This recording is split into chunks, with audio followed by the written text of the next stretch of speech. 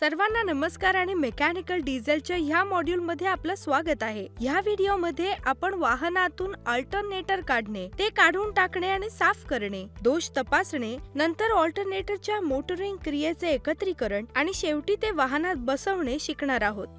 ह्या व्हिडिओच्या शेवटी आपण सक्षम व्हाल अल्टरनेटर पासून बॅटरी पर्यंतचे सर्किट शोधा, अल्टरनेटर काढा, अल्टरनेटर डिसमॅन्टल करा, स्टेटर तपासा, रोटर तपासा, डायोड तपासा, ब्रशची स्थिती तपासा, स्लिप रिंग तपासा आणि अल्टरनेटर असेंबल करा। चला या एक्सरसाइज साठी लागणारी साधने, उपकरणे आणि साहित्य गोळा करूया। Training tool kit 1, socket spanner set 1, 12 volt lead acid battery 1, diesel engine 1, multimeter 1, रॉकेल आवश्यकतेनुसार, एमोरी पेपर आवश्यकतेनुसार, बनियन क्लॉथ आवश्यकतेनुसार, ग्रीस आवश्यकतेनुसार, डायोड आवश्यकतेनुसार, टेस्ट लॅम्प आणि केबल्स आवश्यकतेनुसार। अल्टरनेटर इंजिनच्या रोटेशनल मोशन मधून यांत्रिक ऊर्जेचे विद्युत ऊर्जेमध्ये रूपांतर करतो।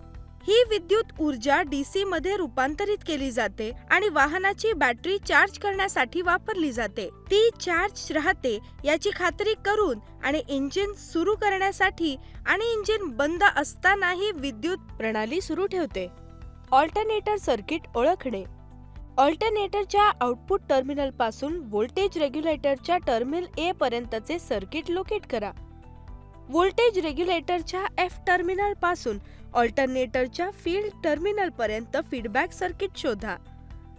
व्होल्टेज रेग्युलेटरच्या बी टर्मिनल पासून एमीटर पर्यंतचे सर्किट लोकेट करा। एमीटर पासून बॅटरी पर्यंतचे सर्किट लोकेट करा। व्होल्टेज रेग्युलेटर ए टर्मिनल पासून इंडिकेटर टेस्ट लॅम्प पर्यंतचे सर्किट लोकेट करा। इंडिकेटर लॅम्प पासून इग्निशन स्टार्टिंग स्विच पर्यंत सर्किट शोधा। ग्राउंड कनेक्शन शोधा। एमीटर पासून इग्निशन स्टार्टिंग स्विच पर्यंतचे सर्किट शोधा। अल्टरनेटर काढणे। रिअसेंबलिंग दरम्यान अलाइनमेंट सुलभ करण्यासाठी शेवटच्या ढाल आणि स्टेटर दोन्ही एक ओळ चिन्हांकित करा। स्टड आणि नट सुरक्षित करणारे कव्हर काढा आणि कव्हर उचला। रेग्युलेटर आणि पॉझिटिव्ह आणि नेगेटिव्ह। रेग्युलेटरला ब्रश बॉक्स मध्ये सुरक्षित करणारा स्क्रू काढा आणि नंतर रेग्युलेटर काढा। दोन्ही ब्रशेस काढा। सीलिंग पॅडची स्थिती लक्षात ठेवा। ब्रश बॉक्सला सरकलेल्या शेवटच्या ब्रॅकेट मध्ये सुरक्षित करणारे स्क्रू काढा आणि ब्रश बॉक्स बाहेर काढा। रेक्टिफायरच्या टर्मिनल टॅग वर गरम सोल्डरिंग लोह लावून रेक्टिफायर मधून स्टेटर वाइंडिंग केबलचे टोक सोडा। सोल्डर वितळल्यावर केबलचा शेवट हळूवारपणे काढा। रेक्टिफायर असेंब्लीला स्लिप रिंग एंड ब्रॅकेट मध्ये सुरक्षित करणारे स्क्रू काढा आणि रेक्टिफायर असेंब्ली बाहेर काढा। फिक्सिंग बोल्ट काढा। स्लिप रिंग एंड ब्रॅकेट बाहेर काढा। ड्राइव्ह एंड ब्रॅकेट मधून स्टेटर असेंब्ली काढा। शाफ्ट, नट, वॉशर काढा आणि पुली फॅन खा आणि वुडरफ की आणि स्पेसरही बाहेर काढा।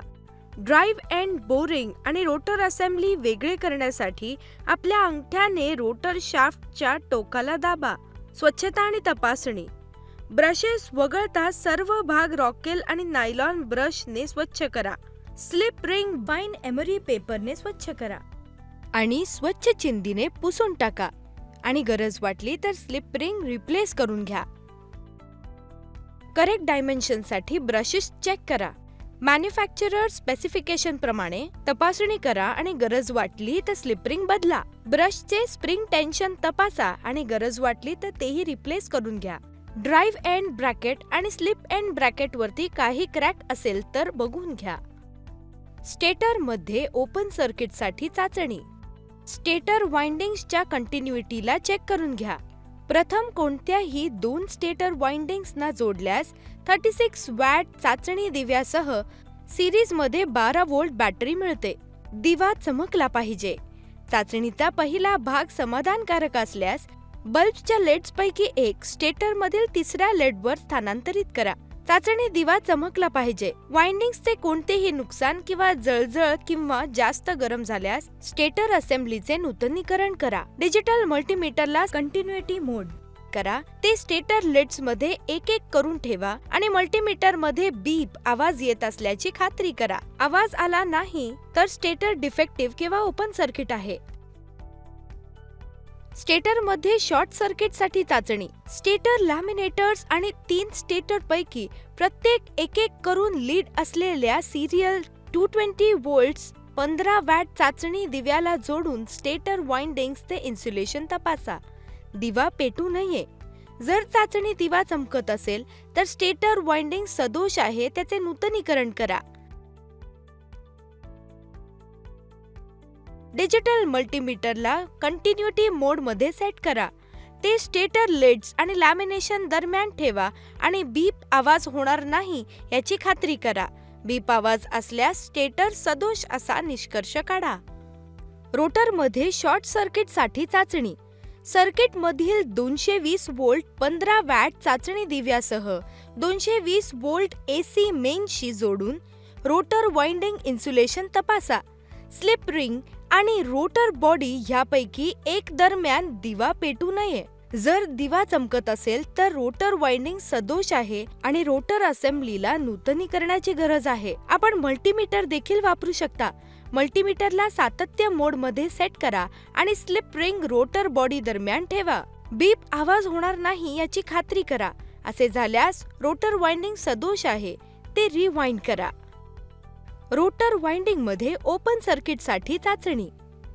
12 ते 24 व्होल्टची बॅटरी आणि स्लिप रिंग दरम्यान फिरणारे कॉइल अॅममीटर जोडून मोटर वाइंडिंगचे सातत्य तपासा. अंदाजे 12 व्होल्टसाठी 2 ते 2.5 अँप्स असावे. जर ते योग्य मूल्याचे नसेल तर रोटरचे नूतनीकरण करा. ओम मीटर किंवा मल्टीमीटरसह रोटर वाइंडिंग्सचा प्रतिकार तपासा. 24 व्होल्ट ऑल्टरनेटरसाठी 9.6 ते अधिक वजा 1 ओम्स आणि 12 व्होल्ट अल्टरनेटरसाठी 3.2 अधिक वजा 0.5 ओम्स असावा. नाहीतर नूतनीकरण. तुमचा संयम आणि सहभाग याबद्दल धन्यवाद. पुढच्या सत्रात पुन्हा भेटू.